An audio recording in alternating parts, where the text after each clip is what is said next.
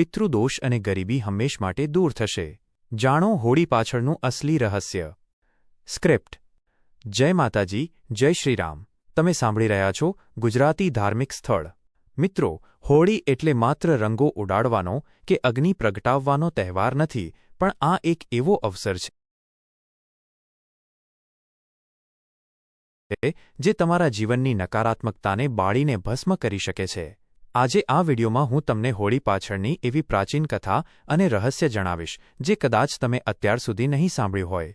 આ કથા માત્ર સાંભળવાથી જ મન પવિત્ર થાય છે અને ઘરમાં સુખ શાંતિનો વાસ થાય છે।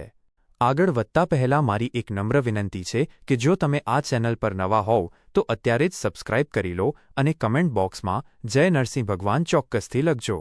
જે ભક્તો સાચા મનથી ભગવાનનું નામ લેશે તેમના પર માં લક્ષ્મીની કૃપા જરૂર વરસશે। સત્ય અને ભક્તિની અદ્ભુત કથા।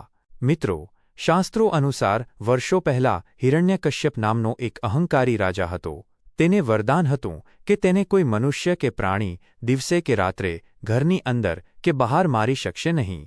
આ અહંકારમાં તે પોતાને જ ભગવાન માનવા લાગ્યો અને આખા રાજ્યમાં પૂજા બંધ કરાવી દીધી। પણ કુદરતનો ખેલ તો જુઓ, તેના જ ઘરે ભક્ત પ્રહલાદનો જન્મ થયો, જે રાત દિવસ ભગવાન વિષ્ણુની ભક્તિમાં લીન રહેતા હતા। હિરણ્યકશ્યપને આ મંજૂર નહોતું। તેણે પ્રહલાદને મારવા માટે અનેક પ્રયત્નો કર્યા, પહાડ પરથી ફેંકી દીધા, હાથીના પગ નીચે કચડાવ્યા, ઝેરી સાપ વચ્ચે રાખ્યા, પણ જેને રામ રાખે તેને કોણ ચાખે। ભગવાન વિષ્ણુએ દરેક વખતે પ્રહલાદની રક્ષા કરી। હોલિકા અને અગ્નિની પરીક્ષા। અંતે રાજાએ તેની બહેન હોલિકાની મદદ લીધી। હોલિકા પાસે એક એવી ઓઢણી ચાદર હતી જેને ઓઢીને તે અગ્નિમાં બેસે તો અગ્નિ તેને બાળી શકતી નહોતી। ફાગણ સુદ પૂનમના દિવસે હોલિકા ભક્ત પ્રહલાદને ખોળામાં લઈને ચિતા પર બેસી ગઈ। હિરણ્યકશ્યપને લાગ્યું કે આજે પ્રહલાદનો અંત આવશે, પરંતુ જેમ જ અગ્નિ પ્રગટાવવામાં આવી, પવનનો એક એવો જોરદાર ઝપાટો આવ્યો કે તે ઓઢણી હોલિકા પરથી ઉડીને પ્રહલાદ પર આવી ગઈ। પરિણામ એ આવ્યું કે અધર્મનું પ્રતીક એવી હોલિકા બળીને ખાખ થઈ ગઈ અને પ્રભુના ભક્ત પ્રહલાદ હસતા મુખે અગ્નિમાંથી બહાર આવ્યા। નરસિંહ અવતારનું રહસ્ય। કથા અહીં પૂરી નથી થતી મિત્રો। જ્યારે હિરણ્યકશ્યપનો પાપનો ઘડો ભરાઈ ગયો ત્યારે સાક્ષાત ભગવાન વિષ્ણુએ નરસિંહ અવતાર, અડધું શરીર સિંહનું અને અડધું મનુષ્યનું ધારણ કર્યો। ભગવાને તેને સંધ્યાકાળે ન દિવસ ન રાત ઉંબરા પર બેસીને ન અંદર ન બહાર પોતાના નખથી ચીરી નાખ્યો। આ રીતે અધર્મનો નાશ થયો। આ કથા તમારા જીવનમાં શું બદલાવ લાવશે? મિત્રો, હોળીની આ કથા આપણને શીખવે છે કે ભલે મુસીબત પહાડ જેવડી હોય, પણ જો તમારો વિશ્વાસ પ્રહલાદ જેવો મજબૂત હશે તો ભગવાન પોતે તમારી રક્ષા કરવા આવશે।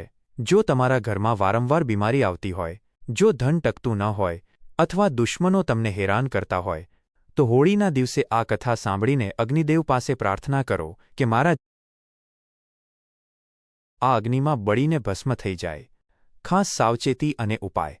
હોળીની પૂજા કરતી વખતે યાદ રાખજો, જે લોકોના ઘરમાં કંકાશ રહે છે તેમણે હોળીની રાખ, ભસ્મ લાવીને ઘરના ખૂણે ખૂણે છાંટવી જોઈએ। તેનાથી પિતૃદોષ પણ શાંત થાય છે અને નકારાત્મક શક્તિઓ ઘરની બહાર નીકળી જાય છે। જેમ મેં પહેલાં કહ્યું હતું, હોળી પહેલાં જે ગુપ્ત વસ્તુ પીળી કવડી લાવવાનો ઉપાય મેં તમને જણાવ્યો છે તે આ કથા સાંભળ્યા પછી વધુ પ્રભાવશાળી બને છે, કારણ કે ભક્તિ વિનાની શક્તિ અધૂરી છે। નવો ઉત્સાહ અને અખૂટ ધન સંપત્તિ લઈને આવે તેવી માં લક્ષ્મીને પ્રાર્થના। જો આ કળી પાછળની બે સૌથી રહસ્યમય કથાઓ જે બદલી નાખશે તમારું ભાગ્ય। સ્ક્રિપ્ટ। જય માતાજી, જય શ્રીરામ। તમે સાંભળી મિત્રો, હોળીનો તહેવાર નજીક છે અને આપણે બધા જાણીએ છીએ કે આ દિવસે અધર્મ પર ધર્મનો વિજય થયો હતો। પણ શું તમે જાણો છો કે હોળી પ્રગટાવવા પાછળ માત્ર પ્રહલાદની જ નહીં પણ એક ભયાનક રાક્ષસીની પણ કથા જોડાયેલી છે, જેનો ઉલ્લેખ આપણા પુરાણોમાં ખૂબ જ ગુપ્ત રીતે કરવામાં આવ્યો છે। આજે આ વિડીયોમાં હું તમને હોળીની બે એવી વાર્તાઓ જણાવીશ જે તમારા રૂંવાડા ઊભા કરી દેશે અને તમને સમજાશે કે શા માટે હોળીની રાત આટલી શક્તિશાળી હોય છે। કથા ભક્ત પ્રહલાદ અને હોલિકાનું દહન। આ કથા આપણે સૌ જાણીએ છીએ, પણ તેના ગૂઢ રહસ્યને સમજજો। હિરણ્યકશ્યપનો પુત્ર પ્રહલાદ ભગવાન વિષ્ણુનો પરમ ભક્ત હતો। જ્યારે તેની ફોઈ હોલિકા તેને ખોળામાં લઈને અગ્નિમાં બેઠી ત્યારે તેની પાસે એક વરદાન હતું કે અગ્નિ તેને બાળી શકશે નહીં। પણ મિત્રો, જેવું અગ્નિનું પ્રાગટ્ય થયું, ભગવાને પવનદેવને આદેશ આપ્યો અને તે રક્ષણ આપનારી ઓઢણી હોલિકા પરથી ઉડીને પ્રહલાદ પર આવી ગઈ. આ કથા આપણને શીખવે છે કે ગમે તેટલા વરદાન કે શક્તિ તમારી પાસે હોય, પણ જો તેનો ઉપયોગ તમે કોઈ નિર્દોષ કે ભક્તને હેરાન કરવા માટે કરશો તો તે શક્તિ જ તમારો વિનાશ નોતરશે. આ દિવસે સાક્ષાત માં લક્ષ્મી પૃથ્વી પર ભ્રમણ કરે છે અને જોવે છે કે કોના ઘરમાં ભક્તિનો દીવો પ્રગટે છે. બીજી રહસ્યમય કથા, ઢૂંઢા રાક્ષસીનો વધ, ખૂબ જ ખાસ. મિત્રો, હવે જે બીજી કથા હું તમને કહેવા જઈ રહ્યો છું તે શક્તિ અને સાહસની કથા છે. ભવિષ્ય પુરાણ અનુસાર સતયુગમાં ઢૂંઢા નામની એક ભયાનક રાક્ષસી હતી. તેણે ભગવાન શિવને પ્રસન્ન કરીને વરદાન મેળવ્યું હતું કે તેને કોઈ દેવતા, મનુષ્ય, શસ્ત્ર કે અસ્ત્ર મારી શકશે નહીં. એટલું જ નહીં, તેને ટાઢ કે તડકો પણ નહોતો લાગતો. આ વરદાનના કારણે તે રાક્ષસી બેફામ બની ગઈ અને નાના બાળકોને હેરાન કરવા લાગી. તે બાળકોને ઉપાડી જતી અને ગામમાં દહેશત ફેલાવતી. આખા ગામના લોકો ત્રાસી ગયા હતા. ત્યારે રાજા રઘુએ વસિષ્ઠ મુનિની સલાહ લીધી. મુનિએ જણાવ્યું કે આ રાક્ષસીને મારવા માટે કોઈ શસ્ત્રની જરૂર નથી, પણ બાળકોના અવાજ અને એકતાની જરૂર છે. ફાગણ પૂનમના દિવસે ગામના બધા બાળકો ભેગા થયા, લાકડા અને છાણા ભેગા કરીને મોટો ઢગલો કર્યો અને અગ્નિ પ્રગટાવ્યો. બાળકોએ જોરજોરથી બૂમો પાડવા માંડી, હસવા માંડ્યા અને નગારા વગાડવા માંડ્યા. આ બૂમો અને અગ્નિની ગરમીથી તે રાક્ષસી એટલી ડરી ગઈ કે તે ત્યાંથી ભાગવા લાગી અને અંતે તે જ અગ્નિમાં બળીને ભસ્મ થઈ ગઈ. આ કથા પરથી જ હોળીના દિવસે હોળી રે હોળી, બચ્ચાની ટોળી અને જોરજોરથી અવાજ કરવાની પરંપરા શરૂ થઈ. આનો અર્થ એ છે કે જ્યારે તમે એકઠા થઈને હર્ષોલ્લાસ કરો છો ત્યારે તમારા ઘરની નકારાત્મકતા ઢૂંઢા રાક્ષસી ભાગી જાય છે. આ બંને વાર્તાઓનો તમારા જીવન સાથે સંબંધ. મિત્રો, આ બંને વાર્તાઓ આપણને સમજાવે છે કે જીવનમાં બે પ્રકારની મુસીબતો હોય છે. એક જે બહારથી આવે છે, હિરણ્યકશ્યપ જેવી, અને બીજી જે આપણા મનની અંદર હોય છે, ઢૂંઢા રાક્ષસી જેવી ડર અને નબળાઈ. હોળીના દિવસે જ્યારે તમે અગ્નિના દર્શન કરો છો ત્યારે તમારે સંકલ્પ કરવાનો છે કે મારા જીવનની આ બંને મુસીબતો આજે આ અગ્નિમાં સ્વાહા થઈ જાય.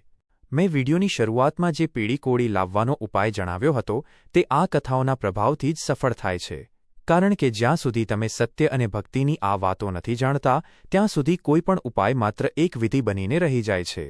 તો આ હોળી પર માત્ર રંગોથી નહીં પણ ભક્તિના રંગથી સત્યનો ત્યાગ કરો અને સત્યનો સાથ આપો. મિત્રો, આશા છે કે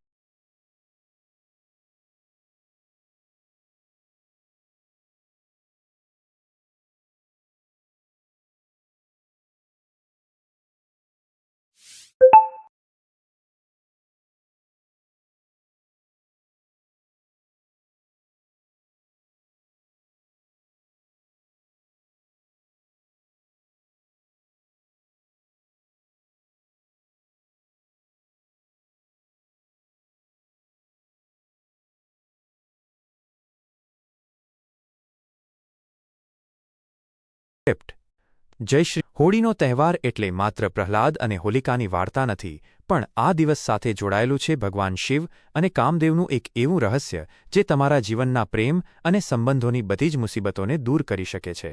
આજે આ વિડીયોમાં હું તમને એક એવી પ્રાચીન કથા સંભળાવીશ જે સાંભળ્યા પછી તમને સમજાશે કે શા માટે હોળીની રાખને આટલી પવિત્ર માનવામાં આવે છે. આ રહસ્યમય વાત સાંભળતા પહેલા મારી એક વિનંતી છે કે જે ભક્તો ભગવાન શિવ અને કૃષ્ણના પરમ ભક્ત છે તેઓ આ વિડીયોને અત્યારે જ લાઇક કરી દે અને કમેન્ટ બોક્સમાં ઓમ નમઃ શિવાય અને રાધે રાધે જરૂર લખે. તમારી શ્રદ્ધા જ તમને આ ઉપાયોનું ફળ અપાવશે. કથા. જ્યારે ભગવાન શિવે કામદેવને ભસ્મ કર્યા.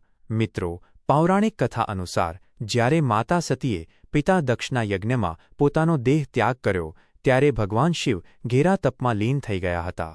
બીજી બાજુ તારકાસુર નામના રાક્ષસે આખા બ્રહ્માંડમાં હાહાકાર મચાવ્યો હતો. તેને વરદાન હતું કે તેનો વધ માત્ર શિવપુત્ર જ કરી શકશે. હવે મહાદેવ તો સમાધિમાં હતા. તેમને જગાડવા માટે દેવતાઓએ કામદેવની મદદ લીધી. કામદેવે ભગવાન શિવની સમાધિ ભંગ કરવા માટે પુષ્પબાણ છોડ્યું. મહાદેવની આંખ ખુલી અને ક્રોધમાં તેમણે પોતાનું ત્રીજું નેત્ર ખોલ્યું, જેનાથી કામદેવ ત્યાં જ ભસ્મ થઈ ગયા.